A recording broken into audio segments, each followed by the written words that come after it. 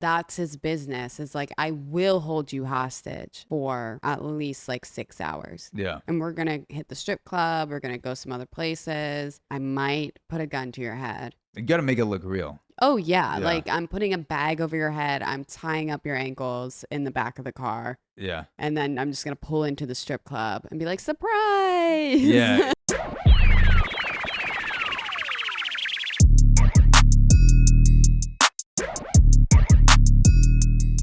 My ego's inflated right now because we had a comment today on one of our reels where someone was basically stroking our podcast dicks. Loved it. Saying like, you guys are the arbiters of truth. Everything that comes out of your mouth is just to God's ears. You're the controllers of truth in this world. It's good that somebody recognizes us And it for was- what we are. Yeah. And it was like a clip about us not tipping in coffee shops because the tips are absurd now. Yeah, And that's now, very accurate. Now we control history because we control the truth. That's right. Yeah. You heard it here first. Do you want to... I have like a weekly... I guess like every week we do the podcast, I try to have some thought coming into it, like what really hit me this week before we jump into the stories. Yeah. And we'll see where this goes. This may go nowhere. Okay. But like in terms of the world changing or like changing history, things like that, I saw a vending machine full of cake. Like slices of cake? Slices of cake. Okay. Individually boxed cakes in All a right. rest stop somewhere in, where was it? On the way to Philly. Went to see Oppenheimer.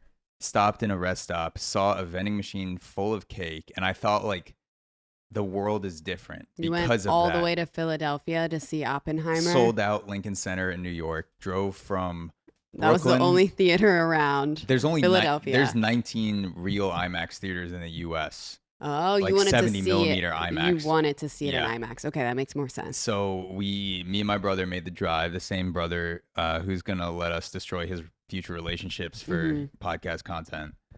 And we stopped on the way, and it's like something about me. I just saw the cake in a vending machine, and I was like, America is different, not because we're getting fatter, but because we're no longer ashamed of the fatness. No. Like the southern states, I feel like have been on it for a long We're time. proud. But now like the north, the south are united, and like you don't have to go to a bakery to buy cake anymore. You just have to walk past a 7-Eleven or a rest That's so stop. bizarre. I've never seen a vending machine with just slices of cake. Yeah.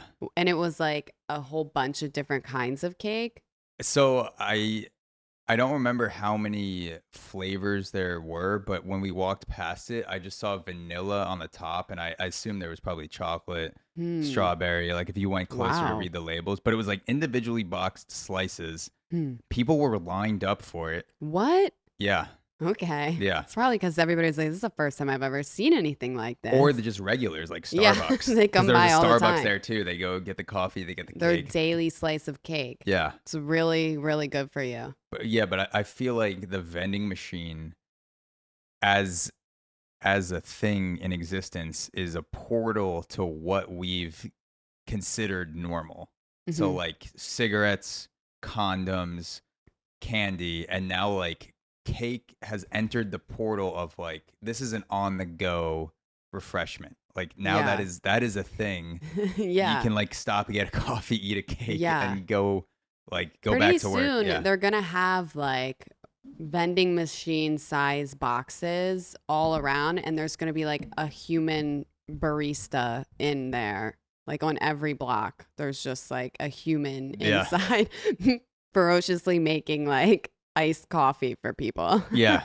And people, if it doesn't come out in time, they won't even recognize that it's a human. They'll be banging on the glass. Where's my fucking coffee? Like they got like the Snickers got stuck in the metal rings. They'll just be like punching the barista through the glass. Like, come on. Yeah. No, I think it could get to that point. I don't think that cake is real cake.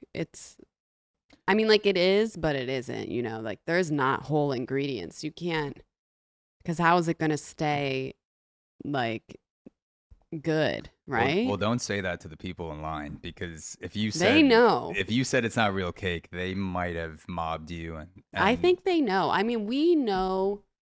I think, yes, the South has known forever with fried food. I'm all about that yeah, life. But I also think the Northeast and California, well, maybe California is kind of like almost the polar opposite. yeah, But one thing, like, we all agree on alcohol and coffee, like the grossest, largest iced coffee. yeah. That is acceptable, Yeah. no matter And what it's form it literally is. like a gallon of like fat and sugar Yeah. Well, and that looks like coffee. that's true. Starbucks is basically cake on the go with Yes. 80% of their menu. Like Yeah. you get like the mocha chocolate latte frappuccino Hmm. venti. It's like 2,000 calories. It's like, Yeah. why am I trying to trick my body? My body doesn't know it's coffee. It's just ingesting the calories. Hmm. I'm trying to trick my mind into thinking that I'm Yeah. just I'm just I'm literally drinking cake through a straw already. Yes. Why not just go the next step Hmm. and just eat cake infused with caffeine? That's okay. And you know what? I think it's okay. Sometimes I just wake up and I want ice cream and I go, you know what? I'm a grown adult. If I Mm, want to eat ice cream for breakfast, that's what I'm going to do. you're not far off from the frappuccinos. There's probably That's a ice cream milkshake. that's Yeah. healthier than things at Starbucks. Like Yeah. you'd be better off having a cup of coffee and Hmm. ice cream than half the Starbucks menu. Yeah. I mean, real talk, I don't go to Dunkin' or Starbucks because I used to, but I just started getting like sick. It's really not good for you. What do you think? Is it like the acidity of the coffee? Like the quality is It's poor? What do you think? especially Dunkin'. I just think, I'm not saying the drinks aren't good because they do taste good. So, that's allowed, but it's just not good for you. Yeah, And the size of a Dunkin' large is bigger than my head. Like massive. it's Yeah, huge. And I'm supposed to drink all that and not like shit my brains out and yeah, throw up. yeah. So your go-to, you just go to like the corner shop, whatever I make shop. my coffee at You make it home. Okay. Yeah, I'm one of those people. But I have French a really press. nice, no, I have like a $200+ machine with a frother. It makes Wow. iced coffee and hot Crush the coffee. beans before you buy it crushed. No, I buy ground coffee. My So yeah. my brother got the bean machine, Oh, which it should be nice. called if it's not the bean Yeah. machine. Yeah. And you just something about like putting the beans in there. I know they have the manual ones, but Hmm. so I'm not actually doing the work, but putting it in the machine, pressing the button, and then opening it up and Yeah. having the cut beans just waft into your nose as you're making the coffee. It's It's so good. it's like 360 degrees of coffeegasm. It's Yes. amazing. I love the smell of coffee in the house. I love not spending like $5 every morning on iced coffee. That's going to Mm, give me diarrhea when I'm finished with it. yeah. So I'm Sometimes good. halfway through. Yeah, sometimes you don't even, it's one sip. Like One sip and you got to go. this morning we went to a concert last night. Shout out to Ziggy Albert. It's a Yeah, great shout out. concert. And I ordered a burrito and chicken tacos after. And my poop this morning, Oh no. it was like, do you know? I don't know what it's called, but there's a name for like when a star starts to lose its mass, so it's not solidified into one thing anymore. It starts like breaking apart a little Uh-huh. bit. My shit was the celestial equivalent to there was no border to it. It was just Yeah. like it was just there, and Uh-huh. it wasn't quite diarrhea, but it wasn't quite a sphere, like a Yeah. solid thing, Mhm. or like a log. It was more like we're starting to break away. Like the Mhm. thing that you put through your body Gotcha. is not going to be held together. My Yeah. intestines were like, this is the best we can do. Mhm. Please stop. Yes. And and once it came out, I woke up feeling like, oh, like why did I eat all that? And as soon as it came out, I was like, I'm I fine. felt the same way, but I also think that alcohol does that. That's And true. It could have been the because four vodka yeah, sodas. we both had a couple drinks and I woke up feeling the same way. I was like, ugh, this is awful. And then I went to the bathroom and I was like, I'm fine. Yeah. It's just the alcohol shits. Yeah. It was a good Shout night. out. It was a good night. Worth the shits for sure. Yeah, it always is. Well, I guess speaking of food and shit, I well, love them. shit's not really related, but food is. A couple is suing Eataly in Boston after a woman slipped on a piece of prosciutto and broke her ankle. So, are you familiar with Eataly's? I've been past it in the city in Mhm. New York. I have not. I don't think I've ever been inside in Italy. Yeah, Eataly. I know they're a block long. Like they're Yes, huge. because it's so that's what I was about to explain. So an Eataly is like a mini market. Like you go in and it's one of those places where there's kind of multiple restaurants in one. It's like one big shopping center. It's essentially a glamorized food court. Okay. But there's alcohol, there's bars, like there is table service. It's just that everything is condensed pretty much. So you're like eating and then you're shopping on the way to the next food court section and then you're eating again. It's like a food Yeah. court divided by aisles, basically. No, it's very much like a food court Okay, in food. just the sense that like there's you don't walk up and order your food. Yeah. There are tables and bars and they do sell stuff, but it's always like cheese and wine and prosciutto Okay. and like high class, I guess, like fucking balsamic vinaigrette. So like you don't go grocery shopping there unless No. it's just a 100% Italian spread. Kind of, yeah. I mean, Italy's here. I think I've been in one that did have a bit of a kind of like a bodega style. Like Yeah. there were also fruits and other stuff there, but you're not getting your full grocery shopping. It's more for going in for like a quick bite, or if you have a group of people and you don't know, like Chelsea Market over in Manhattan. Like Chelsea Market is just like massive, way bigger than an Eataly. Okay. Got it. Yeah. So, this is from CNN Business. They are like I said, suing the restaurant because this lady slipped on a piece of prosciutto, and How did the prosciutto become loose? that's her question exactly. Yeah. Like how do you, because I'm just trying to imagine like so someone's making something, like they have the chefs in there making it and putting it out behind the food Yes. court section, Yeah. or it's packaged, No, no. Well, maybe. some of Maybe. it. It could Okay. be both. But then someone, She walks in Yeah. with her mans. So the incident happened October 7th, 2022. Alice Cohen was walking up to an area in the Eataly that was handing out food samples, according to a lawsuit filed in the Suffolk County Superior Court in Massachusetts. As Cohen approached the area, she says she slipped and fell on a piece of prosciutto on the floor, injuring her left ankle, resulting in a fracture. Her medical expenses were at least totaled over $7,000. That's all the fees. And she's suing because the floor was not safe and free from unnecessary dangers. She's also putting in like what grievances where she says she loss of enjoyment of life. She has no enjoyment of life anymore. That's very And Italian. experienced great pain and suffering. Yeah, very Italian. So they're seeking 50 grand. And quite frankly, I think they should seek more. Yeah, That's not even that much. If I'm being honest, I'm suing you for like 5 million. you're suing for 5 million. Yes. I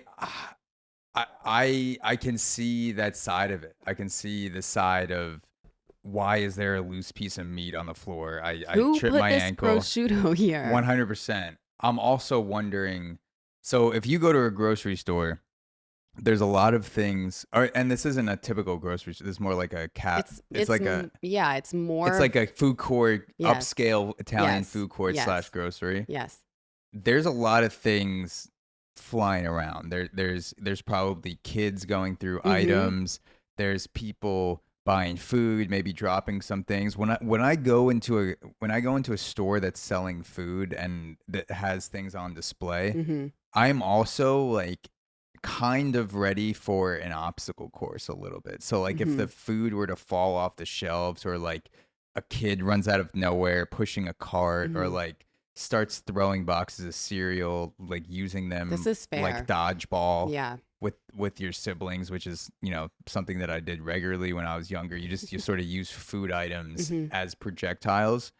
I feel like I'm on my feet a little bit, where like if I see a thing almost like Mario Kart, where a prosciutto becomes a banana peel, and I'm walking through and I see it and I'm doing like a Yeah. little jig out of the way, and then I recenter myself. So I wonder if there's some defense that the store could take, which is like, this is an expected thing in a food court, that you might encounter some obstacle style food Mm-hmm. sources. Like you might need to catch a mushroom like in Mario Kart, or you might need to Yeah. jump, you might need to throw a How lightning bolt. big was this slice of prosciutto That's also a very that good you point. managed to hit it at just the right angle? And it must have been a moist, fresh piece of Yeah. prosciutto as well, that you slipped across the floor and broke your ankle. Like, she did break her ankle, Yeah. which is kind of fucked. That's why I'm saying like 50 grand isn't that much. So I wonder, because if you're gonna slip on a piece of prosciutto, there's like, because it's not a very moist meat. It's like a dry slice it? of cured. It's like cured, right? So Well, but I thought it was a little bit like slimy. it's like a It's little little a damp. little excited. Okay, I would say it's a slightly excited meat, Yeah, okay. Slightly lubed up. slightly lubed up meat. Could there have been some, so like, if she slipped on the meat without anything, like just like the meat fell, she slipped on it, I think the grocery store, I think Eataly is liable. Mm-hmm. But if someone had that as part of a tomato mozzarella, balsamic vinegar, they're eating out of it, because you could get things and kind of eat it there, you said, right? Yeah, And absolutely. someone's just, they're stuffing their face. Maybe there's a loose piece of prosciutto Yeah. with some balsamic on the edge of the tray as they're like bringing it back. Mm-hmm. Boom, falls down. The balsamic prosciutto ankle twist mishap just perfectly merges into one. I would say that the guy there Mm-hmm. is more liable than Eataly, especially if it wasn't on the floor that long. Like if it was just Yeah. like kind of an on the go thing. And do they not have those they should have those stands where you put wet floor Mm-hmm. for watch out prosciutto. Like they should Yeah. have that ready to go. Since Yeah. it's such an Italian place. Like, be careful. Beware of prosciutto. You never know. Prosciutto crossing. Yeah. Yeah. Be careful. Yeah. And you're like, you're just there. You're like, why is there a prosciutto crossing sign? And right as you say that, some guy's just rolling like a spin wheel, like a life-size spin wheel prosciutto across Well, the it's floor. funny because this type of place, they would have literal cheese wheels. Yeah. So yeah, there could be a cheese wheel crossing. Yeah. But I've been inside an Eataly. I hate them. Not that it's anything personal. I just don't like being around like chaotic. Italians. Yeah, I hate it. I Yeah. hate Italians. No, it's just like really chaotic in there. And same with Chelsea Market. It's a little bit bigger and there's cooler shops in Chelsea Market. So I risk it sometimes, but it just doesn't. I want to be relaxed when I eat my food and enjoy a drink. I don't want to be like dodging prosciutto and 1,000 different people. It's very chaotic energy in there. They're very busy, at least the ones in New York. And I'm assuming Boston. Was this woman though? Was she crossing the prosciutto drunk? Like was she sipping could and have been. crossing? Because that's also a fact. She's probably We're about tasting to wines. build a case. She's tasting wine. She's sipping on, like I was about to say Santorini. That's Greek, but like fucking what's an Italian? Sicilian reds. She's just going around and she's probably tasting some things. Mm-hmm. And she might have been crossing and texting. Mm-hmm. And all of a sudden she looks down to send her friend a picture of some wine that she's looking at. And she doesn't see the prosciutto that was in her path that might have still been eatable. It might have been like a living prosciutto That's what I'm that thinking. she We're took out, building a case almost like for a this deer. prosciutto. Like, I'm thinking of this prosciutto as a living being. Yeah. And I don't think that prosciutto should be held accountable for Yeah. this. I don't think so either. And also, I want to know, like, was she there with her husband? Yes. Was there a prior disgruntlement? Was there any fights or tension before? Was the husband looking to take her out in any way? Did he pay a prosciutto assassin to lay That's something right. out and take her out? And he might have been sick of this marriage and he was looking for a way out and he saw a wheel of meat and he took action. No, I mean, you're very right. I wish I knew more. I'm getting so just so we all know, prosciutto is thinly sliced, uncooked, unsmoked, and dry cured ham. Mm. I actually didn't know it was ham. Dry cured. Okay. Yes. That's so yeah, I mean it's a It's little pretty dry. suspicious. It's a yeah, things aren't adding That up. she slipped on a dry piece of meat. And she had to go with so much force to like break your ankle. Yeah. Like Was she running from broke someone? ankle. She's like break dancing. She could have been running from someone. Maybe someone was in pursuit. Maybe she's a criminal. Maybe Yeah. she was like on the run, saw the piece of prosciutto, slipped on it because she's going at such a high speed, and this is her out. Also, you said this happened October 2022, Yeah. and she's just suing now. Yeah. You know who took a long time to come forward with allegations? Hmm? Amber Heard. Oh my. I put this in the same category as Amber Heard. A lot of the stuff she said happened in 2016. Mm-hmm. Why is she waiting until 2022 to sue Johnny Depp? Maybe Miss Cohen she's traumatized by the prosciutto. She could have been. And it took until now to work up the courage to take prosciutto to court. Yeah, that's true. And I hear, I haven't experienced this myself, but I hear from people that this has happened to, that when you tell police that you had an encounter with prosciutto, a lot of times the prosciutto processing kits just like sit there and no one actually takes the time to process the kit and look at the DNA or anything. So they're just like stacks and stacks of prosciutto processing in the warehouse. And then it's like, when are these cases going to be seen? Like, why are these meats just sitting there and not being analyzed? What's the statute of limitations for prosciutto? Yeah. You know? Prue, is this the first case of the Me Prue movement? Yes. Is this number one? Is this going to start a hashtag? Yeah. A bunch of women are going to come out after we release this episode. Like, 3 weeks ago, the same thing happened to me. I was too scared to come out, but like I went to the police and they didn't do anything. Yeah. After this episode, I'm going to go find a cold cut to slip on somewhere. Yeah. So I can sue. That's the thing. That's what happened. People jump on it and all of a sudden you get like, you have the Harvey Weinsteins of the prosciutto world, but then you also have like the Johnny Depps of the prosciutto world, where it's like these women get ideas and they're like, what if I just said there was prosciutto, but there wasn't actually prosciutto? Yeah, but it's great because they really came up with the plan, because they were like, you know where there's prosciutto everywhere? Eataly. Yep. Going to Eataly. Yeah. And I'm going to make a good fucking case. Look, this is, I would tell this to my own daughter. If you are hanging around prosciutto after midnight, don't expect not to at least have that prosciutto try to get you to slip. It's going to be trying to trip you up. Don't hang out in a hotel room with prosciutto after midnight and not have your guard up. The prosciutto's not there, so just to hang out. Seriously. I want you to eat it. If you're wearing open-toed shoes and you get near that prosciutto, like you brought that on yourself. Cover up. 100%. I mean, you should be wearing like a knee-high boot. Yeah. And if you've had dozens of other consensual prosciutto encounters, don't expect to be hanging around a prosciutto that has malintentions and not get blamed for it. Like people are just gonna see that as like, she's had like 36 meat wheels in her life. Like obviously Yes. she was asking for the prosciutto. Yeah, you're well versed in prosciutto. I'm getting my license in prosciutto law.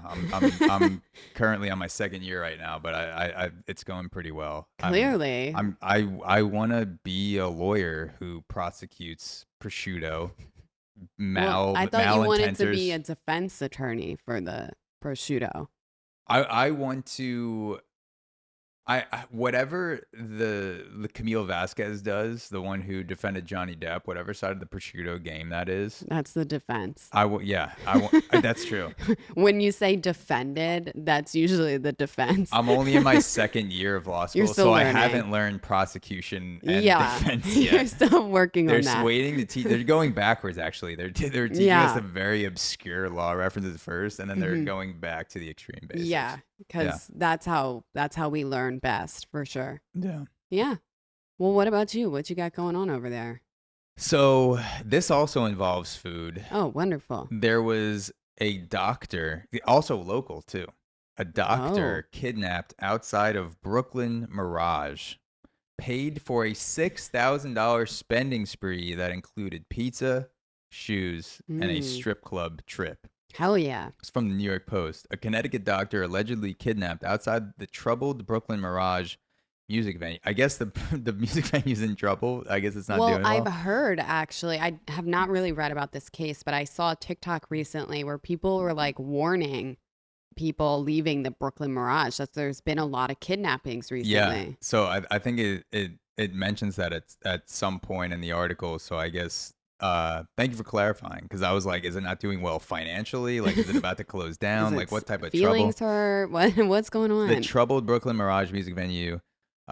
He described how he was taken on a wild ride by his possibly gun-wielding captor, including more than a $6,000 shopping spree, the Post has learned.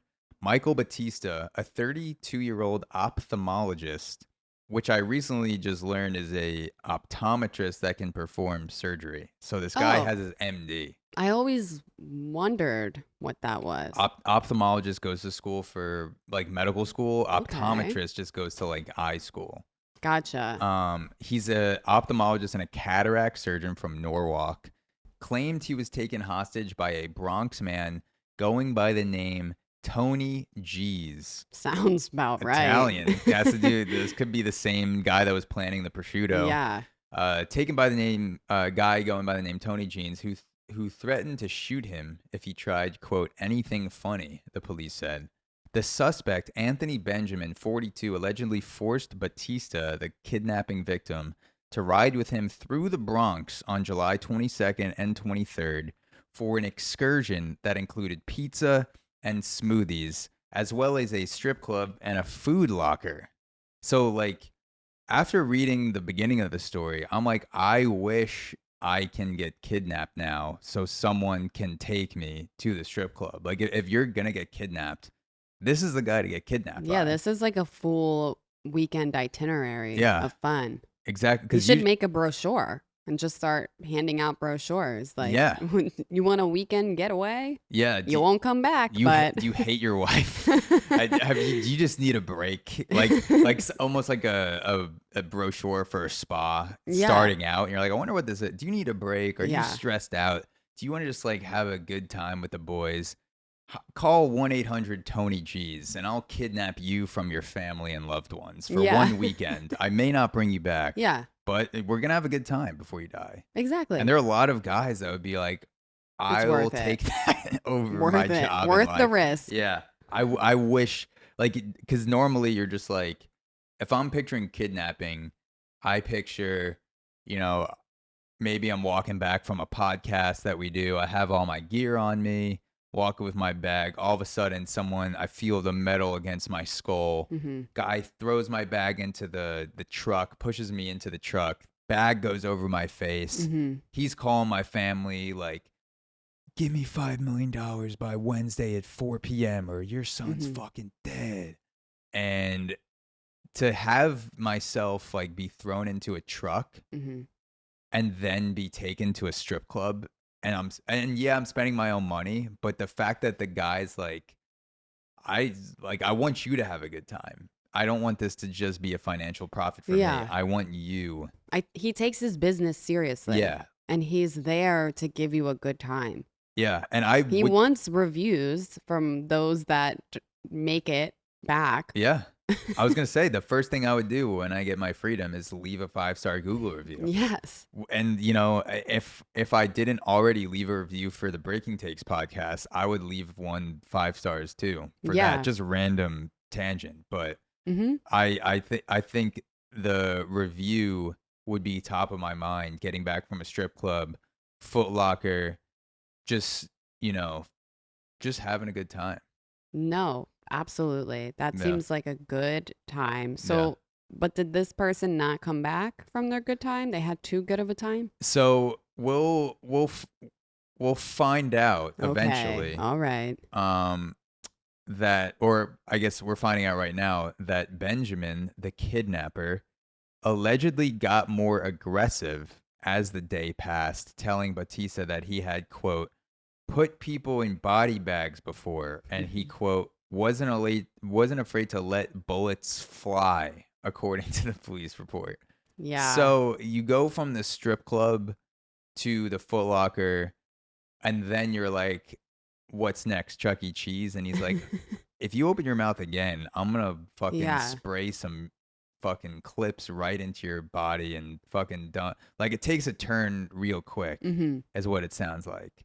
What a thrill ride. So yeah, I'm like, it sounds like this is a gangster who went to hospitality school but dropped out halfway through. Yeah. Where he like started good and he's like, I'm gonna get them something to eat. I'm gonna get him some footwear. Like, we might be running from cops. I don't want him to break a metatarsal bone or like sprain his ankle. And I broke my metatarsal bone, which is, I know it's under my big toe. That's the only reason I know what a metatarsal is, because I broke it jumping in basketball in 8th grade. So I'm like, and part of the reason the doctor said was I didn't have good basketball sneakers. So this guy went to Foot Locker and he was like, I'm not going to let this happen. I'm getting you a new pair of Jordans. Yeah, getting you Jordans. We're going to go to the strip club. We're going to, we're going to do all the fun things. And then it starts to turn. Then he was like, I didn't finish my education. I'm not sure where to go from here. Back to my gangster ways. Yeah. Gun in the face. Give me the fucking money. I'll put you in a body bag. We're going to let it spray in this bitch. And so eventually, the bizarre odyssey ends when Bautista, the victim, told the security guards at his Connecticut hospital that he'd been kidnapped. And so apparently what happened is that Bautista told the kidnapper that if he didn't check into the hospital, he was apparently supposed to be on call, it would look weird. And so the kidnapper was like, all right, I'll bring you there. But also I want to go in with you. Yeah. Because I don't want you to get away and call the cops. And the Bautista said, well, if a guy comes into the hospital with face tattoos and no doctors get up, they're going to call the cops immediately. So let me go. You look like you just escaped prison. Yeah. So it might raise some eyebrows. Yeah. Like, could you imagine some guy just like, he's wearing fresh Jordans from Foot Locker, maybe has some ripped jeans, a wife beater, gun on his waist, and he's like, all right, time to put you under. And you're like, you're the doctor? I'm running. Yeah. Yeah, like you can't I'm even run. fighting for my life. Yeah, like you're paralyzed in the hospital. Oh, You're like no. getting surgery. Oh, man. And you're like, I'm running anyway because this guy's not injecting me with anything. I'm going to run in theory. Yeah. In my head. Yeah. I'm running very fast. Yeah. So apparently the Batista was like, stay here. I'm just going to go check in. Don't worry. We'll be fine. I'm not going to call the cops. He gets into the hospital, immediately tells the staff that there's someone outside holding him hostage. Yeah. They lock the hospital down and call the cops. And that's how this whole thing ends. It sounds like that guy just really wanted a friend. Yeah. Like he just wanted a pal to like go to the strip club with, go shoe shopping with, and just hang out. He but was then lonely. like, as soon as the other guy's like, okay, like I've had enough fun. I got to get home. He's like, no, Yeah. There is no homes with me now. Yeah. Yeah. You are mine now. Yeah. Like we're gonna have fun, but you're never gonna see your family again. That's Yeah. the vibe. That was exactly what I think Yeah. happened. I think he needs a better target audience because he took a guy with a good job and a family. He needs a guy that's upset with his life, that needs a perfect excuse to cheat on his wife.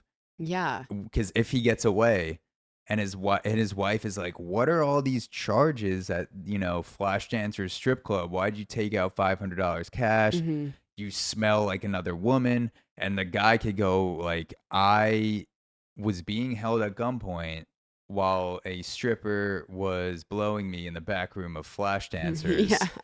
And I didn't want any part of it. I kept telling him, Mhm. stop.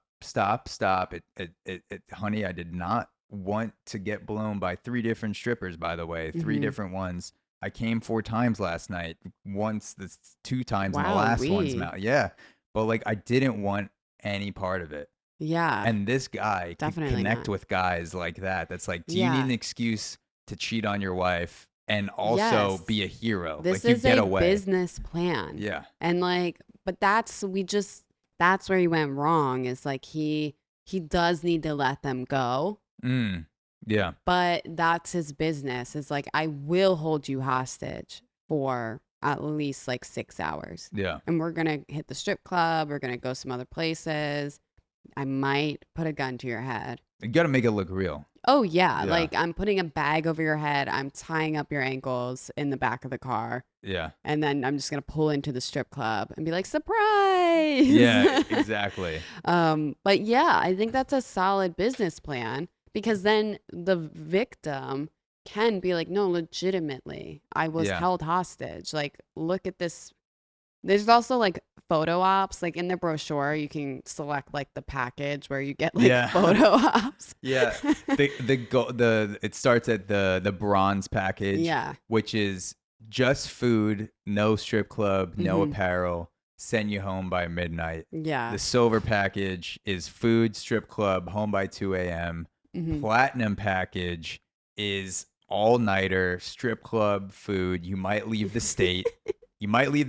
But as a business owner, the kidnapper needs to take out insurance, because like it's different when you're crossing state lines for Yes. business.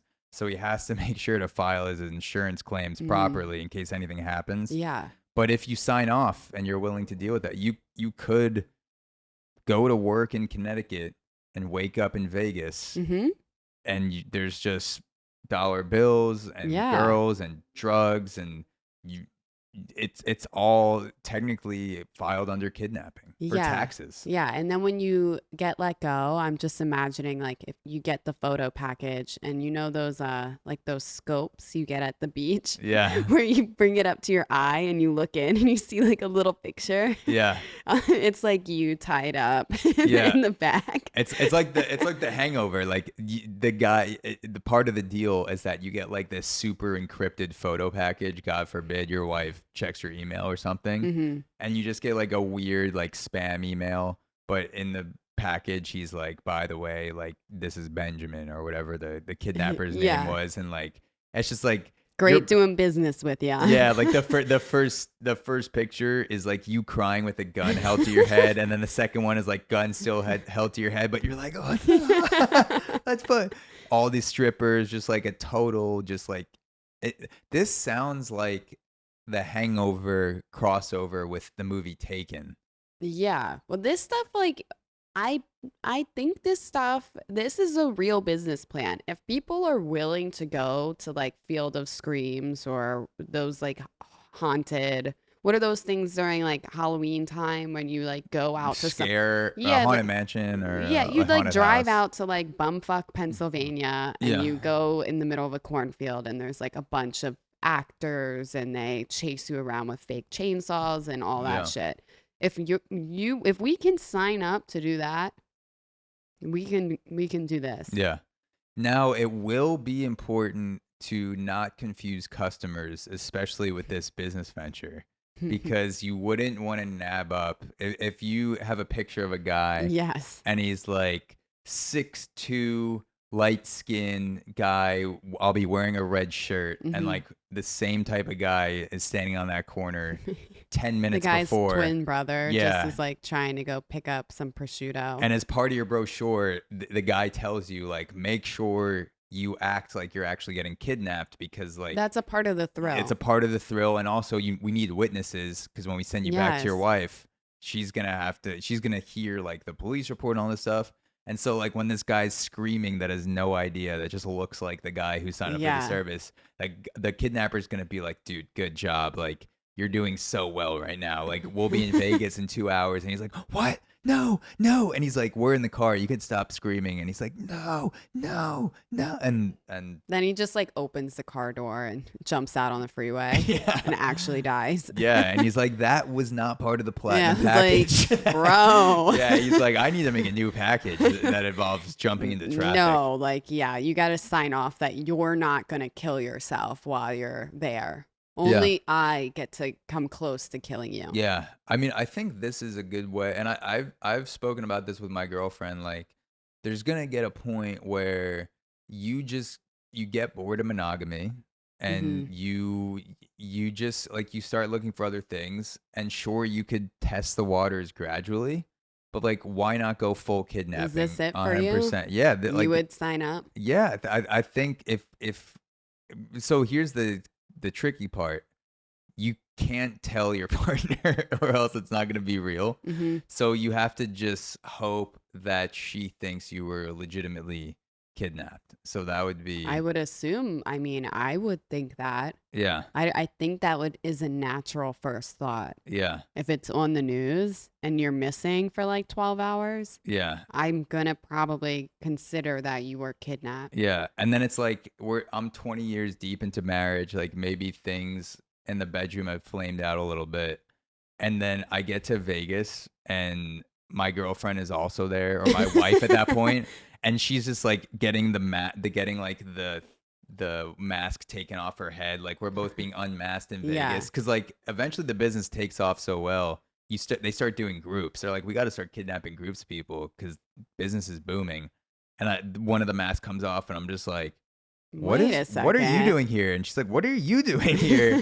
and you I always wanted this experience. yeah, I wanted the kid. You didn't tell me you were into the kidnapping experience. We could have tried that. And I'm just like, Yeah. well, yeah, this is maybe That's good. we'll That's a open new bonding. doors Yeah, in a maybe that's a marriage. really good bonding And it leads to experience. communication. Sometimes you just need to get kidnapped to open up to Yeah, your partner. that's great. Maybe we need to now offer a couples edition Yeah. where both partners get kidnapped.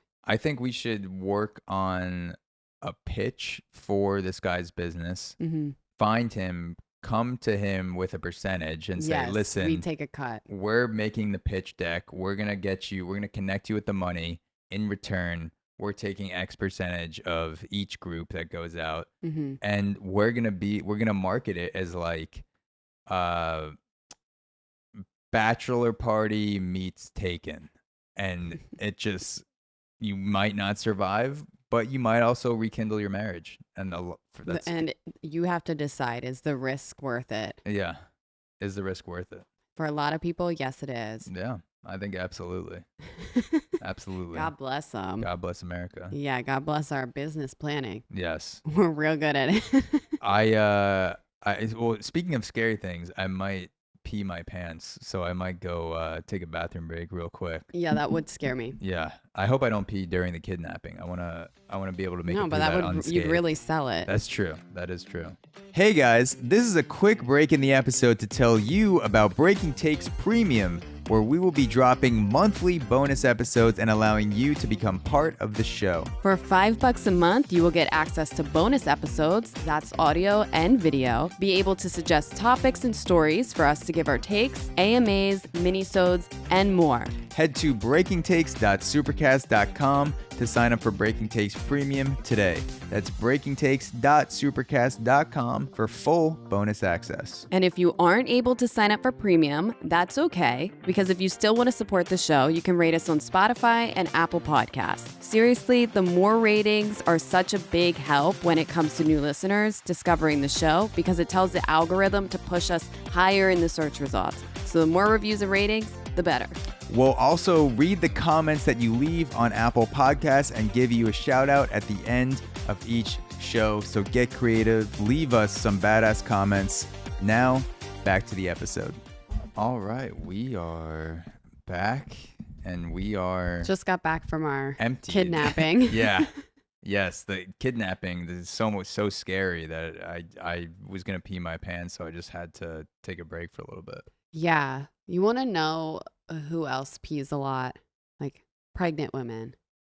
Do you know that? Because the pressure on the bladder, right? I think so. Yeah. And this next story that I have is about a pregnant woman. What a transition. I know, but it's true. Pregnant women pee a lot. Yeah. I honestly think women pee a lot, but I could go on like a whole tangent. My dad must be pregnant then because he stops My dad every 20 does minutes too. to go pee. I think we just, with COVID, especially like us young people, we just stopped holding our bladders. Like the moment we have to pee, we just get up and walk 5 feet. Yeah. I feel like I definitely had more of a bladder training program unintentionally before COVID. Definitely. And now, it's just like 5 minutes. You got to pee. Boom, go. I pee probably like, I know I pee way more than I'm supposed to. Because if you look it up, you're only supposed to pee like 8 times a day. I'm like, I pee 8 times by like 1 o'clock in the afternoon. But I drink a ton of water. The first thing I do when I wake up is drink like a whole one of these. We really are alike. Because my girlfriend makes fun of me for how much I go to the bathroom, but I also chug water. I drink it nonstop. Multiple times throughout the day, and she doesn't drink shit. And she's always like, why do you have to go to the bathroom? And I'm like, why are you always tired? Because your body is starving. Why does my skin look so good? Exactly, yeah. So yeah, I just drink a lot of water. But you also do need to mix in. I started drinking too much water, and then I was just flushing myself out. Like, so I got to mix in like a little sody pop, a little juicy juice every now and then. So I do the water first thing in the morning, and then I sometimes another drink throughout the day. I'll do a 1/4 teaspoon of Himalayan salt for people out there who are trying to get the electrolyte game up. Gotcha. You could get the liquid IVs. Those are a little expensive. It's like $20 for like 10 sticks. Or just get a bucket of Himalayan salt that'll last you a year and just put a 1/4 teaspoon in like a couple of the protein shakers. You can also make a lamp. That's true. Sometimes I have the Himalayan salt in the bathroom. Sometimes if I forget, I just lick it. I lick the lamp. I just go, and it's. I just licked my microphone when I did that. That kind of really sold it. Yeah. I won't even have to put a sound effect in for that one. 100%. But yeah, you can. It doesn't burn. It doesn't get that hot, and you just give it a little lick. Nice. I think that's great. I'll look into it. I got to get my Himalayan salt game up. But so this story comes from the New York Post. We love her. The headline is, "My husband gets me pregnant every year so I don't have to get my period."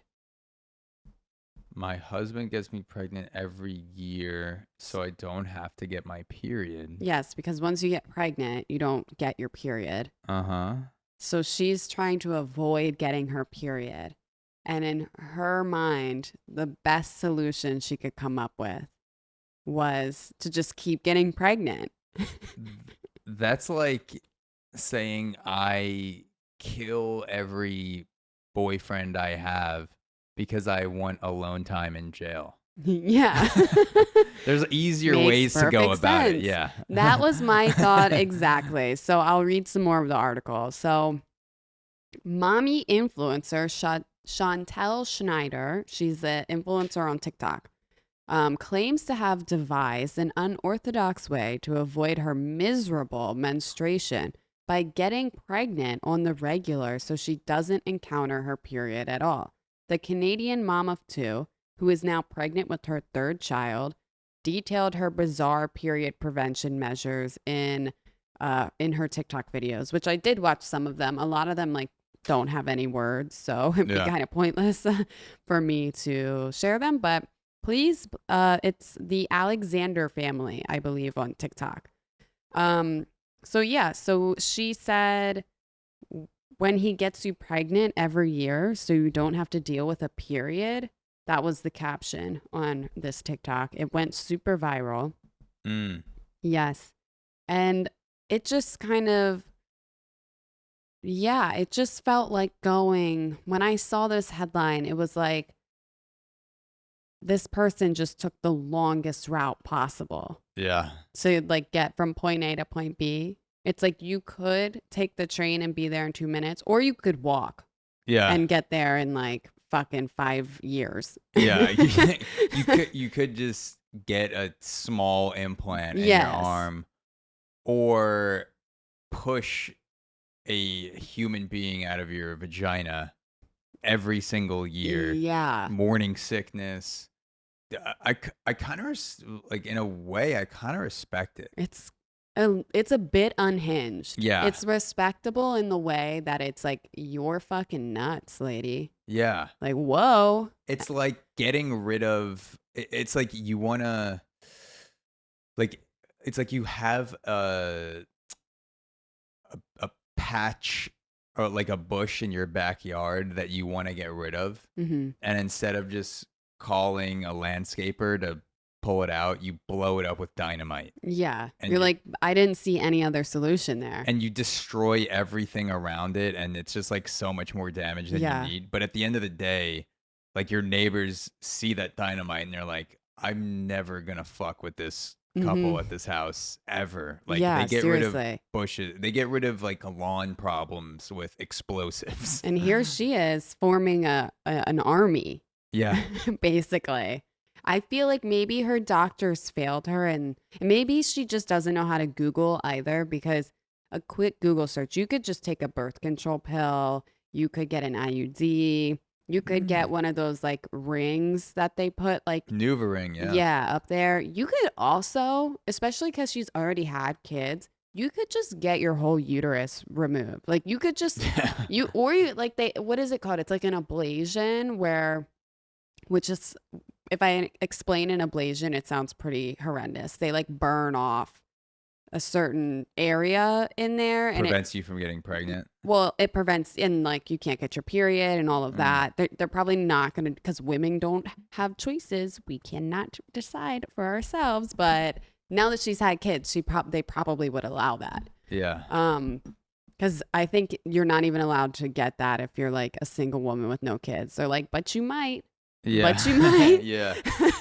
Yeah. So something I've been enlightened by the past few years is how much periods suck. Oh my God, I know. Because I kind of knew about it from other shorter relationships I had in the past, but my current relationship, I've really seen behind closed doors. I've gotten like the backstage period experience of the cramps, Nice. the Good. headaches, pains, just like you feel like you're gonna throw up, but you got to go to work in 10 minutes, so you're just like, this isn't a thing. Yeah. We've agreed as a species that life doesn't stop for periods. Like, for whatever reason, that is just not a thing. That's not an acceptable excuse to call out from work. Which is so crazy, because sometimes it really is. Like, you're ill. Yeah. Guys are going to call me pussy for this, but like, I've had symptoms that have not been as bad as what I've witnessed my girlfriend having, and have thought about calling sick from work because of my symptoms. But like, if it's coming from a period, like suck it up. Like, happens every month. Yeah, I've seen her on the couch, just like grotesque, holding her stomach, like sweating, and I'm like, do you have the plague? And she's like, no, I'm getting my period. It's like a cramp. Yeah. I mean, I get my period, but I'm also on birth control. But there's birth control pills that will come, you don't get your period at all. But I remember before I got on birth control, because the pill can manipulate your hormones. It literally is a hormone supplement. So that's why I take it. But I don't get a lot of the really negative symptoms of a period. But I remember before I was on the pill, when I got a cramp for the first time, I almost screamed out loud in the middle of class. Like, yeah, I believe I it. literally felt like somebody took a knife straight to my stomach. And it's so random, like when it comes on, it's like shocking. Yeah. So So part of me thinks like, because like if you go through one birth, 99.99999% of women would be like, obviously I'll take the periods over the pain of the birth. Like that is fucking ridiculous. Does this woman have the loosest vagina in history of vaginas? yeah. Like to her, birth is just a breeze compared to this the point- cramps. Because she's like, I don't know like why women just don't do this every year, because Yeah. like it just falls out of you, and then the rest of them are like, what did you say? Like, yeah. I was She in might labor not for be there 14 yet, hours. because she's only just now pregnant with her third. Yeah. So I want to say she's probably not there yet. When she gets to like the fifth kid, that one's just gonna walk out. Yeah. Like she's just like gonna standing wake up. Like it's not Yes. like it's just gonna literally just like through a corridor of her Yeah. pussy just like fucking walk out. She's gonna wake up one morning and it'll be like The Sims, where like suddenly there just is like a new baby in the house. Yeah, her pussy will have Just an echo. cannot. If her husband, if he gets close enough and he talks while he's going down on her, he'll hear like, hello, hello, what the fuck, hello, hello. I think that's coming from your vagina. Yeah. Yeah, definitely. So I thought, I mean, I don't know what the agenda is here. Like, I guess I do. It's to avoid her period. Yeah. But is there a greater agenda here? Is this really the best solution that you thought of? Like, did your husband convince, like, where did you come up with this solution? You're like, this is the only way. This sounds like pro-life propaganda. Right? Like, women, do you get sick of dealing with periods? Just have full pregnancies. Keep procreating. Yeah. Get rid of Yeah. your periods, get a baby instead. Yeah, I'll be honest. I think people that have more than 4 kids, you're crazy. Like, Yeah. I simply don't relate. If I found out, I was recently talking about this with Demi, my partner, and I was like, we were going down a wormhole, John and Kate plus 8. And you know how they had a set of twins and then they had 6 kids, like sextuplets. Crazy shit, yeah. And I'm like, if we go to the ultrasound and they go, oh, there's 6 kids in here, I go, kill them all. Yeah. I was gonna I don't want a single damn one of them anymore. I was gonna say, like, I know the Holocaust was bad, but This is always a good start. to a I know sentence. it's bad, so don't send me messages that like I'm telling you up front it's bad.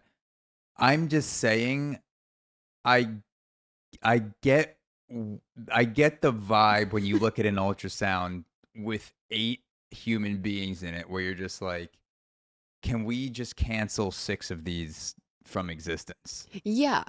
And you can, Yeah, actually. and Like, you can. literally can. Yeah. And I I get think it. that's awesome. Yeah. Because I'm absolutely not. We're not having, like, I'm going to make Demi sign a waiver.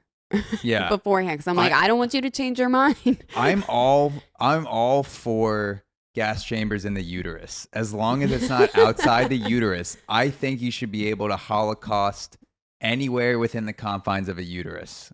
Just wipe them out. I'm gonna go on record and say, I think that's something, and I get it. I think, like, if I saw, again, like if I'm seeing an ultrasound and I'm like, is that a crowd? Like, am I doing? Why do I have an audience?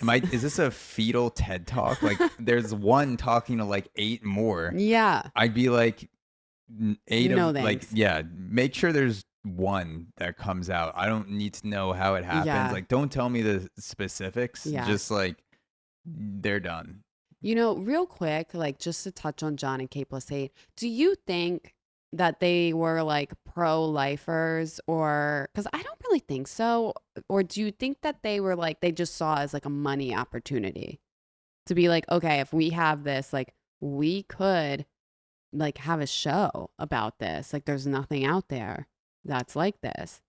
Yeah, I don't know. I feel like, so I know the concept of the show. I've never seen the show. It's just a reality show. Did they have the 6 tuplets or whatever you call them Mm-hmm.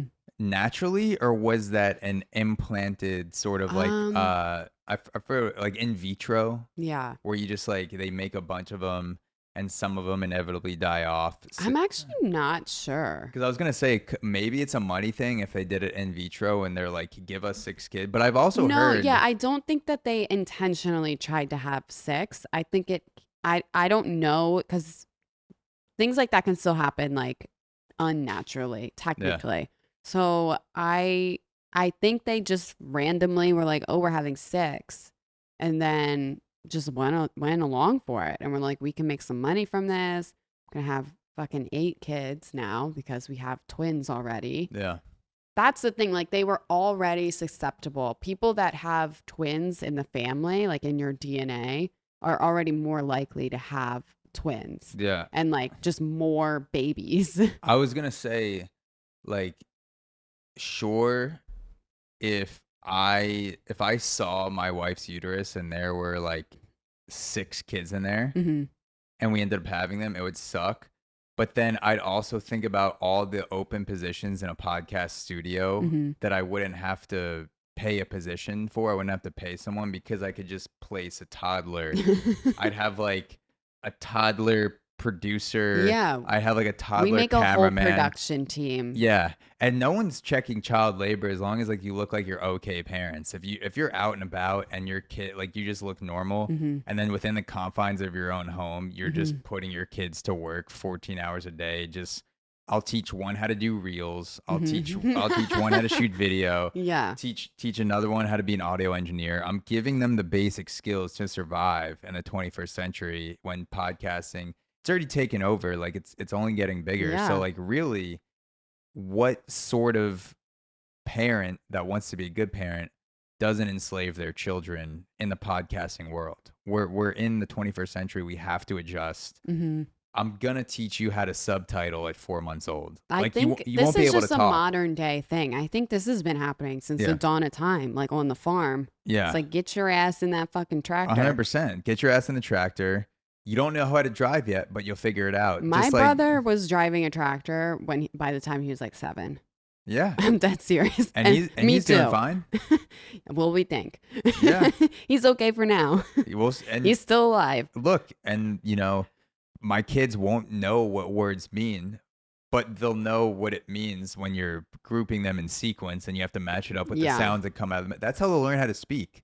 Yeah, you're Everyone- just passing down your skills. Like, people this is don't. beautiful. Yeah, people don't remember. Like, I don't remember how I learned to speak the English language. Mhm. Like, it just kind of happened at some point between, the ages of 3 and 6. Like, I just started to absorb it. Yeah. If you chop up 4,000 reels, I guarantee you will remember when the words started to form in your head. And, Yes. I'm really You'll learn how to giving- read at the same time. Yeah, we're gifting memories. Yeah. We're paying them in memories. Yes. Still a bit unhinged, because this whole story had me thinking about, like, just people that have so many kids. There's something wrong with you, Yeah. because what the fuck are you doing? Why would you want like 20 kids? Like, Meet the Duggars. Are you familiar with the Duggar family? No. What? You're not No. familiar with the Duggar family? I'm so out of the Jim Bob loop. Duggar? I'm He's a legend. I'm about to look him up. I'm so out of Jim Bob Duggar, I'm so out of the loop. the patriarch of the Duggar family. Jim Bob. And they have like, their show was, I've seen yeah, this like guy. 19 kids and counting or Is something. he like a pastor or something? He or wishes. a politician. Yeah. it's Well, fun. yes, he like, yes, kind of both. He's run in political races for like mayor or some shit, like wherever they live. I recognize this guy's face. You can't forget the haircut either. He's got a great head of hair. And what do they have, like 20 children or something? I think this show started like 18 kids and counting or something. They have like Jesus. 20 kids. Yeah. The oldest one is in prison for Okay. being a pedophile. I mean, It's okay because you got 19 more. I was gonna say, statistically, if you're gonna have 20 kids, one of them might Yes. like kids. Well, that's more what than they're I'm supposed saying. to. Like, that's why I'm saying this is unhinged to people that have more than 5 kids. And I think you're crazy if you have more than 3. But, mistakes Yeah. happen. And Which is exactly what my parents told my brother, who was here before. yeah, I know. Poor Yeah, guy. So Sorry. if But- you have 20 kids, did you make your kid a pedophile because they're surrounded by kids all the time? So you're just like Yeah. infusing them with the sexuality of pedophilia. I mean, I do think there's some room to explore that because they also like never punished him for anything. I could go through like a whole thing. There was recently a documentary on like HBO or Hulu or something Yeah. that I randomly just got super bored and was like, Yeah. let me put this documentary on. So they never punished him and he became the pedophile? They just never, he had signs of like inappropriate behavior when he was still a kid. Like it later came out that like when he was like 14 or 15, he was like caught like groping his younger sisters. Okay. So that's when it's like, okay, first of all, my child's a fuck up, but there's room for improvement here because they're only 14. I was going to say, if I have a bunch of kids and by the time they grow up, like I walk in, my 16-year-old son, I knock on the door and I'm like, hey, can I come in? He's like, no. I'm like, I really got to come in. I just open the door and he's blowing a child. Time out immediately. Like you have to discipline them. Go sit in a corner. Yeah, you can't just be blowing children like that. Like you have to punish the pedophilia out of him. Yes. You're not playing NFL Street for a week. If you have a children's penis in your mouth. This is fucked up. But at least I know you're a good parent, Zach. Yeah, you're not. You just can't let. Can't let this stuff slide. You can't let a silly thing like that go unpunished. You have to punish these sort of offenses. That is too much. I'm taking away your Nintendo Switch. 100%. And that's that. Yeah. No, you can't play Mario Kart. Yes, you go to your room. You think about what you did. Yeah, you if you have sex with children, and I promise you'll be thinking about it in your room by yourself. Yeah. Yeah. Because you're not going to see friends for a week. There won't be anyone to talk to. Yep. I'll limit your cell phone usage. You'll certainly learn your lesson. You're not getting that unlimited data plan. So not going to do it again. Yeah, you'll have limited data if you have sex with a child and you're 16. Yeah. If you're in my household. Absolutely. Yeah. Good parenting, Zach. Yeah, 100%. Great. You are somebody. I look up to you. The Duggars, just if they had my advice... If they had the book that I'm gonna write, that is like honestly though the equivalent of what they did pretty much. They were like, no. Yeah, he's just like fully fisting his sister, and they're like no dessert. Exactly. Yeah. No, if you watch anything about them, that's literally how they talk. The mom is like, no. She puts on this like baby voice like this. Now, Josh. That is not appropriate. You can't slap your sister's ass. Yeah. Bad, Joshy, bad. And that is, I think I've heard that exact scene. He puts a gun in his sister's mouth and they're like, now, Josh, we told you, no firearms in the mouth of your siblings. No. Yes. No. And he's just like, slowly pulls the gun out like, all right. Like when you catch a kid eating... like a second cookie for dessert. He's just like that same thing with a gun in his hand. He's like, all right, you got me. I'll try it again later. Yeah. Yeah. That won't be the last time. Yeah. So right now, Miss Chantel Schneider is just beginning her journey. So she's only got 3 kids. Well, we hope, the third one's on the way. And who knows? Next, we'll see her on TLC with 8 kids and counting. Could all be a money grab. It is. Well, I don't know. I guess I won't say that. We'll see. Allegedly. For legal purposes. In some ways, it is though, because they are like TikTok. They make an income on TikTok, like just the fact that she's pregnant all the time. So it is kind of. I don't know how you're like mentally sane and put your child on TikTok.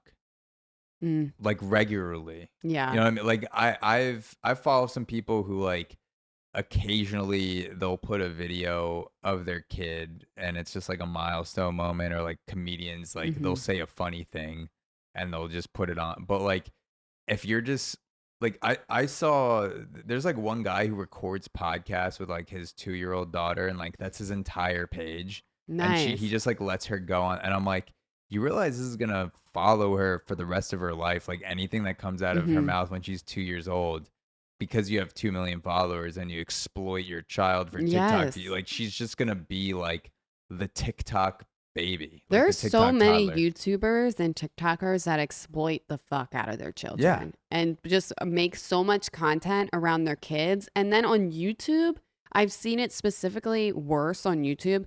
They'll come up with like crazy headlines and be like, my kid has cancer. But then it's like they just had a random sore like a throat. freckle, Yeah. a new freckle popped up or Yeah. something. And it's like, why are you headlining Yeah. your page that your kid has cancer? My kid's a murderer, and you watch the video and he murdered this dance move, and it's Right. just like the clickbait, the thumbnail is Yes. just like the kid just bleeding out of his eyes and Mhm. like stabbing his dad, and it's just like Yeah. it's There's a special place in hell for these people that reproduce and Yeah. then like exploit their kids. and I know I did just joke about pedophilia, so I can't like I mean, I there's a special place in hell for us too. 100%. It's just not the same But room. I think there's a deeper hell for parents who exploit their children and then they don't pay them. And like, the kid who has 20 million subscribers, who's like 4 years old and opening presents on YouTube is not making 500,000 a What's year. that? There is His one parents- kid her that parents is like Ryan's presents or yeah, something. I Ryan. forget. Yeah. And he's like one of the wealthiest, supposedly. I mean, because he is a kid, but he's like one of the biggest followed, most subscribed YouTubers that makes like millions and millions. Just opening toys. His parents are just like, he's 2. What he doesn't know the difference between 50 and 500,000. Give him 50, we'll take 450. Yeah. Get a house, he'll live in it. And then like he's 18 years old and he has a YouTube channel with like 60 million subscribers at this point. His parents are like, here you go. Like, here's like the money we said. It's like $4,000. They're living in like a 14-bedroom house. And he's like, I guess, this is. That, I'd be so pissed. Yeah. I'm suing my parents for sure. 100%. So I actually did see something very recently that was some sort of, I forget which state, but like a law preventing parents from taking their children's wealth. It was for like child actors, like some law that required parents to report or something, or like they're not allowed to access, like the kid's allowed to have a separate account. Yeah. But like there are so many, like how many, the accounts that have TikToks with kids, like you have like maybe what 10,000 subscribers without a kid, if it's just like you and your wife doing weird ASMR cooking videos, like compared to a kid that's just there that is adding to the cuteness factor. So it's not a lot of things creep me out. Like I feel like I have a very high tolerance for being offended, but I genuinely do feel offended when like a parent is acting like they're just catching their kid. Like they're like, oh, like this is like a supernatural thing. Like we don't do this a lot. We're just like, Jeremy happens to be saying this weird thing. And you that's just like happen to have your like super expensive camera. 4K. Yeah. It's ready like to go. 4 angles too. Yeah. They're like, oh, we just happened. Like he happened to trip down the hallway and like say this really cute thing. And it's like the 80th take. Like the kid is basically on set every morning. Like has no idea. Yes. And it's just like they create this own set. The in their Truman Show is now happening. Just so many to kids toddlers. on TikTok. Yeah. Yeah, that's true. Yeah, well, wish that lady luck on her 3rd birth. I'd hire a kidnapper to kidnap some of these kids away and give them a good life. And yeah, that's true. And for the baby daddy, I mean, it's almost showtime again, baby. Because I looked, she's like mega pregnant. Like that baby's coming soon. And you only have like realistically 9 months. Sometimes pregnancies go longer. You give birth. You're like, you don't do anything for at least a month. You're just like laying there with your fucking blown out pussy trying to recover. And by the time like it rolls around and all of a sudden you got another seed inside of you, he fills you up 2 months later and you're like back in the saddle. Yep. Back to work. Yeah.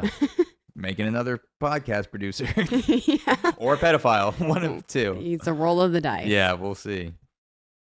Shit.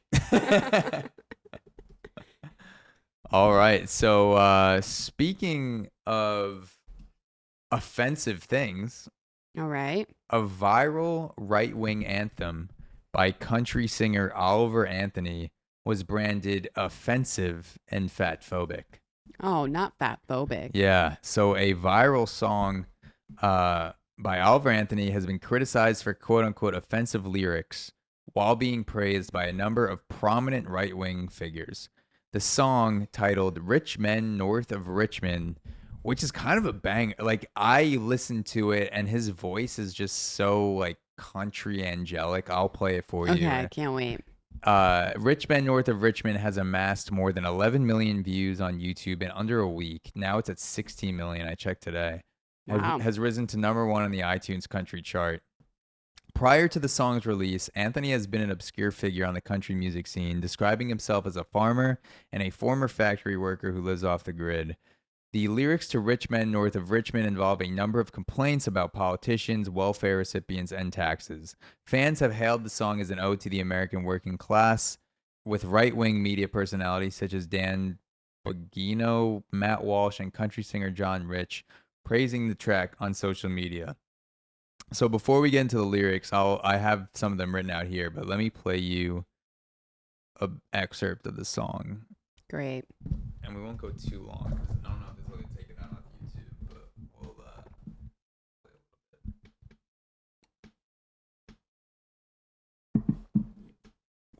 I've been selling my soul, working all day, overtime hours, bullshit pay, so I can sit out here and waste my life away, drag back home and drown my troubles away. It's a damn shame what the world's gotten to for people like me, people like you. Wish I could just wake up and it not be true, but it is. Oh, it is living in the new world. So that's a like That was pretty good. unbelievable voice. This is, by the way, like just an acoustic performance in the woods, and this channel just set up. This guy apparently that runs the YouTube channel knows of him and films singers in the area, musicians in the area, and this one just blew up, and it's just like this very laid back acoustic performance that has just gone absolutely viral. So apparently, like, some of the lyrics that some of you just heard, that's a 4-minute song. He says, I've been selling my soul, working all day, overtime hours for bullshit pay. Very relatable. There's a lot of people who can relate to that. And then the article goes on to say, however, some of the other lyrics have prompted criticism from listeners. Lord, we got folks in the street, ain't nothing to eat, and the obese milking welfare. Well, God, if you're 5'3" and 300 pounds, taxes ought not to pay for your bag of fudge rounds. Okay. And people, I've actually looked up what fudge rounds were, because I obviously know it's like something with chocolate, and they kind of look like Keebler fudge cookies. Okay. And people are saying this is fatphobic because it's like the obese milking welfare, and This is not fat phobic. What I see is a very personal attack right here. I think Tell me. he's like, if you're 5'3" and you're 300 pounds, taxes ought not to pay for your bags of fudge rounds. That just seems very specific. That seems like his mother-in-law he's talking about, or something. Like everyone's like he's making a commentary on the fatness of America, or like No, I fat just hate paycheck. my no good, stupid bitch mother-in-law. Yeah, he's like, my mom's a fucking cunt. Like, he just has to sit there trying to write music, working in the factory every day, and his mom's just fucking packing fudge into her gullet, telling it, hey, could you get me some more milk from the fridge? I'll run out of that 2%. And he's like, I'm gonna fucking 98% for sure kill your ass. And she's like, what was that? And I'm like, are on the way, more milk coming for you. Yeah. Yeah. I mean, I guess you could say it's fat phobic, because if I'm fat as fuck and I want to go get some, well, I guess he's saying like, you're fat as shit and my tax dollars are going to like your unemployment or whatever. And now you're using that money to go buy fudge rounds. Yeah. Listen, I mean, what else is she supposed to use the money for? So I think that this guy is actually like the white Lizzo, but in disguise. Because people like, I don't think he's saying like this is a negative thing that you're gaming the system. I think he's like, you figured out how to get the government to pay for your fudge rounds. Like you Yes. keep go. Like I think he's like, keep going. Like you pay, you get them to pay for fudge rounds. Like get them to pay for vending machine Mhm. cake. Like get them to pay for just like all of the fattening cereals and the Mhm. pound cake and the chocolate milk. Like all the desserts you can imagine, Domino's, whatever Yeah. you want. Like you've gamed the Yes. system. So you were saying it's less about like he's not really attacking fat people. He's attacking the government for Yeah. like allowing Yeah. this to happen. And I think like he's like the obese milking welfare when we ain't got nothing to eat. I think he's more like, look, if you haven't figured out anything to eat, like go talk to the obese people. Like they've figured something out. Like they're getting Why? checks. But why though? Like it's like specifically obese on welfare. I'm like, are they really relate? That's why I'm saying like this is personal. Yeah. This seems really personal because I'm like, you can be obese and not be on welfare, and vice versa. You can be on welfare and not be obese. I think to me, it sounds like he was in a fight when he was maybe back in 8th grade. It sounds like, I'm gonna guess. Hmm. And there was a 5'3" 8th grader who was 300 pounds and just absolutely beat the shit out of Oliver Anthony. And just one day Oliver tried to sit down, the singer, in the seat next to the 300-pound kid. It was the only seat available on the bus. So he tried to like squeeze in, Hmm. and the 5'3", 300-pound kid just like shoved him out and sat on him. And there was this WWE wrestler, Rikishi, whose finishing move. I was obsessed with that wrestler. Just used to fucking like sit his ass cheeks in your face. Why are we the same person? And just I used to suffocate do you. that like when I was little, me and my brother were little, that was like the move to just like sit on each other and Yeah. be like, you're down bad, motherfucker. I think Oliver Anthony got Rikishi'd, and then right after, the guy looked into his face and said, "You're a fucking pussy," and then ate a Mhm. fudge round and bit it off, and the crumbs sprinkled in his face. And now he's like Yeah.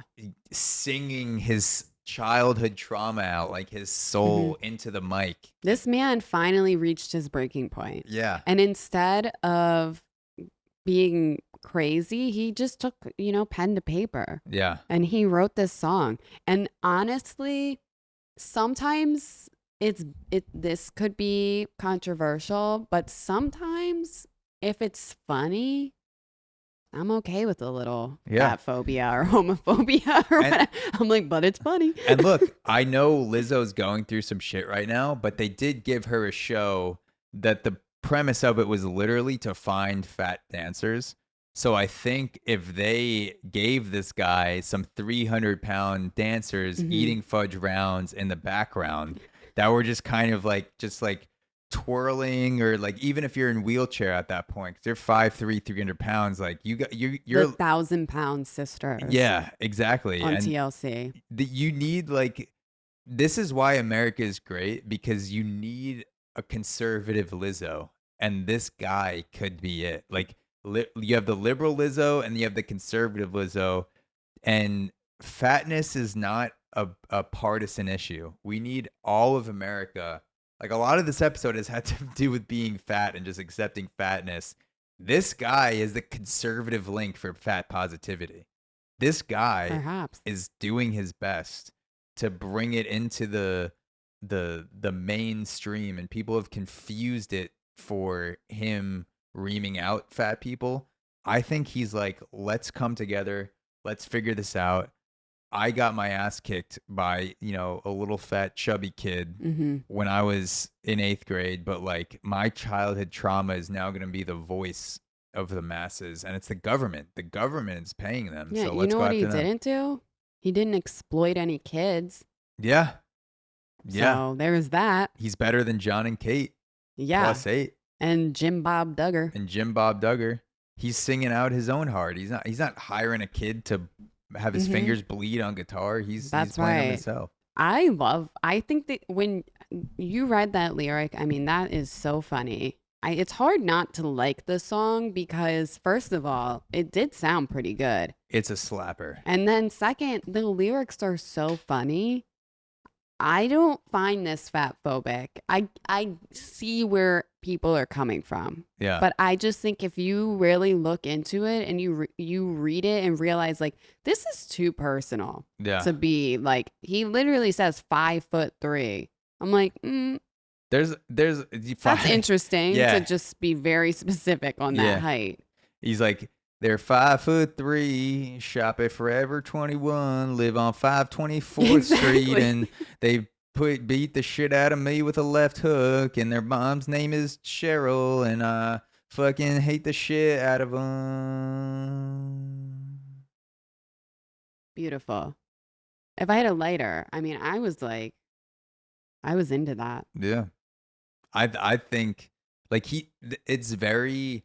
I'm always like more in the mindset of like you can't come at one guy. It's usually like the government and politics. Like this is a political issue, and he's just people's opinions and reactions are a result of the system. This is actually a very political song, Mm-hmm. and I feel like this is typical politics. Like they want to distract people from the truth. Mm-hmm. We're in a never-ending proxy war with Russia that will most likely end in nuclear war and total destruction. And Really optimistic. and politicians have convinced us that it's fat people's fault. They're just like, Blame it on the fatties. yeah, it's just like a hand wave. Like there's no war going on. Like it's the fat people that are on welfare eating fudge rounds. Like don't pay attention to the $1 trillion we're sending Ukraine when we could have easily negotiated our way out of this war with Russia. Don't look over here. Yes. Just keep looking at the fat people. Yes. I will also say that this guy's song is way better than Jason Aldean's Try That in a Small Town.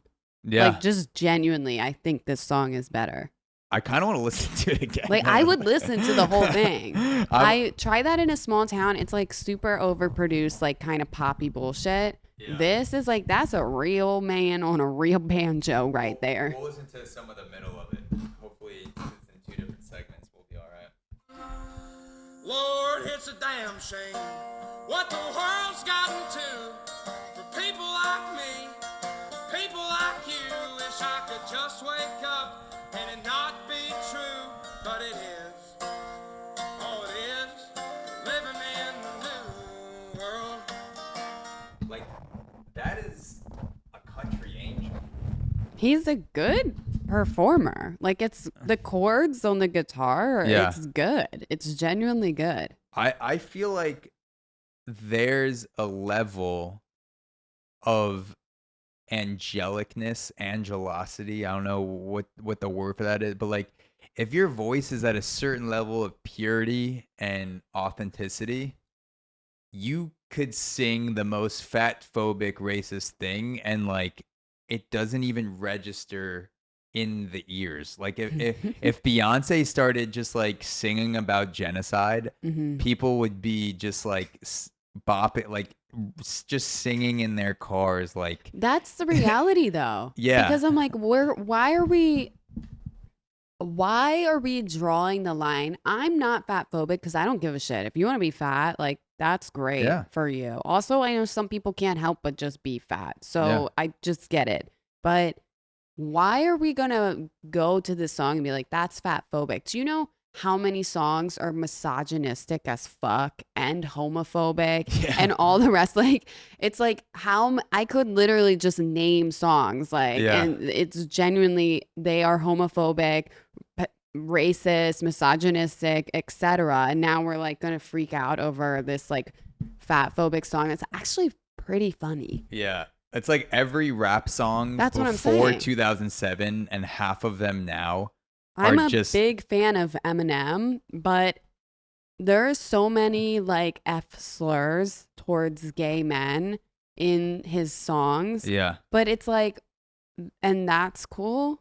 Let's I just want to see like what some lyrics are that are homophobic just to like give a comparison to this guy saying 300-pound fudge rounds and people freaking out. 15 controversial rap lyrics, so not necessarily like racist or homophobic. So this one is, I'm about to dust some cops. I'm a cop killer. Better you than me, cop killer. Fuck police. So that's homicidal. It's not homophobic, but it's homicidal. Let's see. I see. So an Eminem song called Fall is one. And so it says, this is how I shot ahead. Gabby Gifford, which also is like, if you know Gabby Gifford, she got shot in the head. My attack is vicious. Jack the Ripper, back in business. Tyler create nothing. I see why you called yourself a F word, bitch. And I think Tyler, the creator, is like bisexual or whatever. So he's allowed to call himself the F slur. Yeah. But only I'm half of himself, though. Yeah. This only, the left side. He has to like turn and like talk to I heard him say in an himself. interview once he's gay on the left side. So he has to be like tilted this way. Yeah, exactly. So I just want to point out to the people that are angry, like there has been so much like inappropriate and arguably like hate speech in songs since the dawn of time. Yeah. Oh, there's another one that's for our older folks. I actually really like this song, The Dire Straits, Money Ain't for Nothing. You know that song? Like, oh wait, no, that's I don't think I do. Yeah, no, that's the song. Money ain't for nothing and the chicks for free.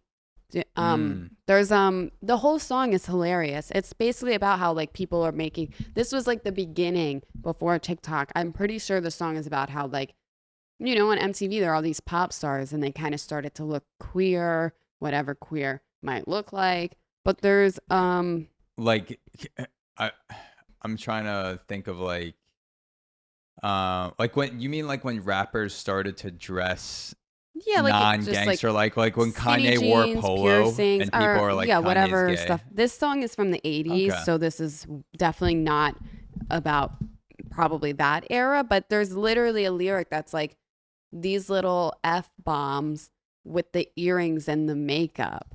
And it's like, I remember I'm like bopping my head to the song because the song is so good. And then I'm like, wait a second. Yeah. What did you just call me? What was that? And then this guy. And then I just go back to bopping my head. Yeah. and you're like, that's fucking anthem right there. Okay, so it says, see that little F-bomb with the earring and the makeup. Yeah, buddy, that's his own hair. That little F-bomb got his own jet airplane. That little F-bomb, he's a millionaire. Yeah. So it's kind of like, same with this guy, confusing Oliver. Because it's like bringing the F-bomb up. Exactly. That's what he's saying. He's literally saying like, oh, he's pointing to this guy like, oh, you want to make fun of them? Like, well, they're fucking millionaires. Yeah. And you want to make fun of Chunky over there? Well, they've got 1 million fucking fudge rounds and you don't. Yeah. It's like when you call someone a beautiful bitch, it's like, which part am I supposed to pay attention to? Because it's very confusing. I just take that as a compliment. Yeah. Or like you fucking poor hero.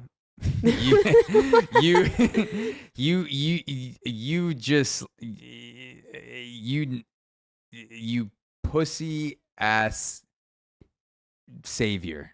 You ugly fucking princess. Yeah, exactly. It's confusing. Yeah. But I feel That's like the world we live in. This guy's getting, like, if he was rapping this, no one would care. But the fact that it's a country song, I feel like people are hooking onto that more, where they're like, oh, is this like a conservative racist anthem? But if like 2 Chainz came out with this song and he was like, yo, 300 pounds, fucking eating those fudge Keebler elves, using welfare to buy the fudge rounds while I pack a round into your head with my bullets, bitch. Yeah, like that's not even a story. Like no one pays attention. I honestly agree. the people just latch on to shit like Yeah. in the media. And I think, okay, it's a perfect recipe, right? Between Lizzo in the headlines and then you get Jason Aldean in the headlines. So now you got somebody who gets fat shamed all the time, Yeah. all over the headlines. And then you have a country singer that had another kind of controversial song. And then this guy, it's like the perfect storm. So Yeah. that's why he's in the media now. Yeah. So, I mean, good for him. He's probably going to be opening up for Jason Aldean really soon. I hope he opens up for Lizzo. I would go to that concert. Lizzo's just there like twerking, Yeah. eating fudge rounds. 100%. Like I think okay, he's getting canceled, Lizzo getting canceled is also getting canceled right now. Mhm. I think they have to do a song together where he have sings to about fudge unite. rounds. They make a music video. She comes on, she lays down, a beautiful Lizzo verse and just goes in, and he's like singing the soulful chorus. Mhm. And then they have a music video where he's just like fudge rounds are raining down over him and Lizzo, and it's just like Yeah. a strip club but with desserts, and Lizzo's just like fucking twerking, and he's like like eating Lizzo's ass. World and- peace. yeah, exactly. And then like you just throw Migos on there for no reason. They have a verse on there, and boom, cancel culture ended. Yeah. If this guy made a song with Lizzo, people's minds would explode. They would like Yes. like conservative Southern dude, Lizzo being canceled. You have him eat a banana out of Lizzo's pussy in the video. Mhm. Turn it around on the people and be like, he wanted this. He asked for this banana. What are you gonna do now? Yeah. Cancel Lizzo more? You can't. You just have to accept it. Yeah. Cancel him more? Just Can't- have to accept Yep. it. I agree. Yeah. Well, you're Well, welcome, everybody. You're welcome. We constantly solve like really heavy hitting shit here. We just solved cancel culture. We solved fat phobia. We solved the prosciutto crime. We solved We created a children. really great periods. business Yeah. as well with kidnapping. 100%. If you need a business idea, tell everyone about this podcast. And I'm not just saying that because that's what every podcaster says. I'm saying because like there's someone that you can put everyone in one of these categories that is around you, whether they're a friend or a family member, business owner, fat, Eataly shopper, pedophile, toddler, also country singer. Hmm. There's not a lot of other categories besides that. And sometimes they overlap. Hmm. And it's not our business to decide who's who. It's just your business to go out there and tell people Breaking Takes is truly, tell them we ended fat phobia and tell them we uncanceled Lizzo. If Lizzo's listening to this, if she wants to repay us, she could come on the podcast. I want to hear it from her, straight from the source. I want Oliver Anthony and Lizzo on the podcast. Next episode we record, we'll We have mediate. both of them on. And yeah, exactly. And we'll hear them out. Absolutely. Sounds great. Yeah, Tune in. That'll be a premium episode though. So 100%. you'll have to go to our, what's it? Roll out the- BreakingTakes.supercast.com, baby. Yes. And the more you guys subscribe, the more support we have to produce better and better episodes. More ratings we have. If you rate us on Apple Podcasts and Spotify, the more people hear about the podcast. When you rate us, when you take 30 seconds to press the 5 stars, when you leave a comment, it literally tells the algorithm, it nudges the algorithm, and it whispers in its ear. It says, show Breaking Takes to more people. Show them to more listeners. And the algorithm's like, okay, I'll do that. And then it goes off and it sends it. And like when people search the topics that we talk about, Breaking Takes pops up more often Mhm. because we have more ratings and comments. So go to Apple Podcasts, go to Spotify, hit that subscribe button, rate us, breakingtakes.supercast.com. Thank you so much, guys, for listening. We love you, and we'll talk to you next time. Yep. Thank you. I'm going to go find a piece of prosciutto to slip on. Woo! That's me slipping. Lawsuit.